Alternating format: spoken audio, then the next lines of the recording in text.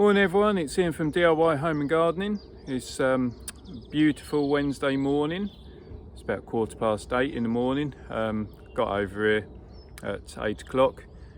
Just trying to get a few hours done, or a couple of hours done, before I have to do other things. And as you can see, there's no one else around, but it is so peaceful up here, just the birds.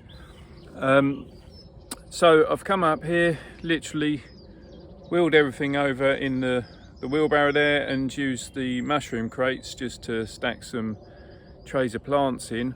And this is my first, I suppose, first proper planting of actual plants as opposed to bulbs and tubers or seed potatoes. So what am I putting in? Well, let me just pan the camera around and I'll show you. Right, so I'm starting with the tough stuff, you know, the things that quite frankly can go in and you can forget about. You know, they're as tough as anything. You're not going to have to worry about them. You might get a bit of aphid on them at this time of year, or possibly slug or snail going for them, but quite frankly they're established enough in the cells that they should be able to cope. So these are Kale Cavolo Nero. My boys will actually eat it, they love it. So either done just as a normal leaf cabbage type thing, or actually slowly cooked in the oven to make a kale crisp. They like that.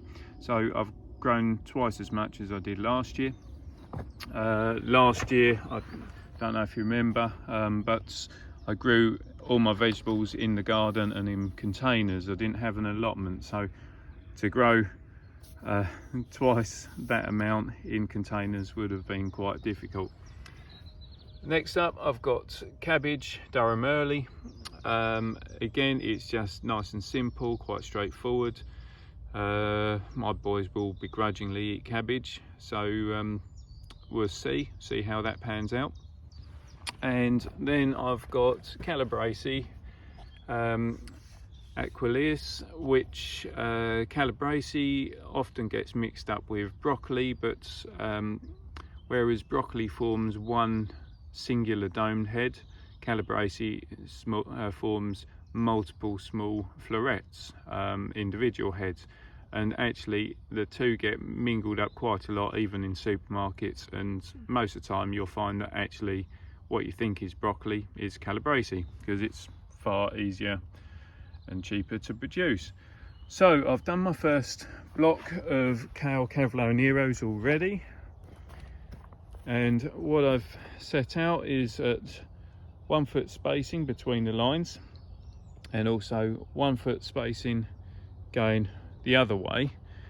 It will mean that these end ones are only 6 inches away from the edge, but it's not necessarily a problem because they will be the ones that I end up harvesting first.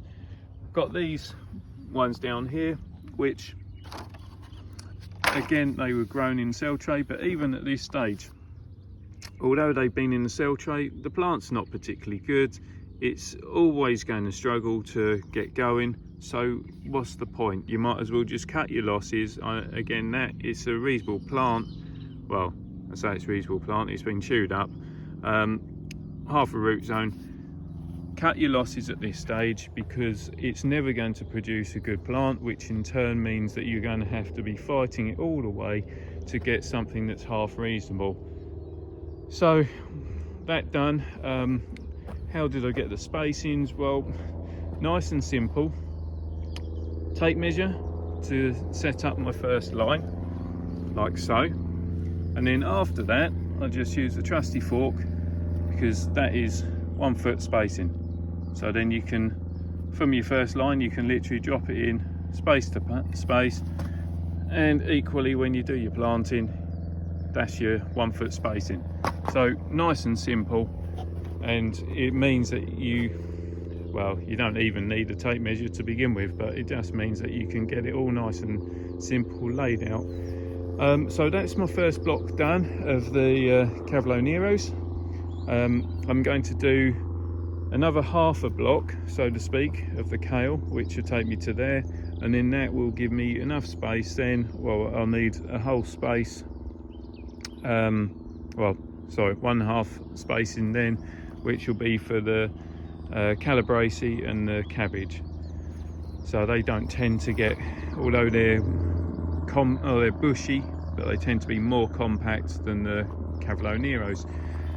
Once that's done, then I'll get some insect mesh put over the top, well, following the water over the top, and essentially that'll be me done on this for today. What I will end up doing is coming back at a later stage and into planting with some sort of companion plants. So whether that happens to be nice quick runs of, say, like spring onion or radish or some nasturtium, marigold, that sort of thing. So, you know, trying to actually work the space.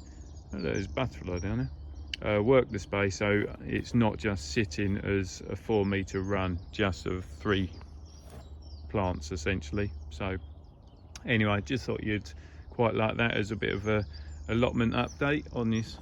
So absolutely beautiful day. Well, better crack on.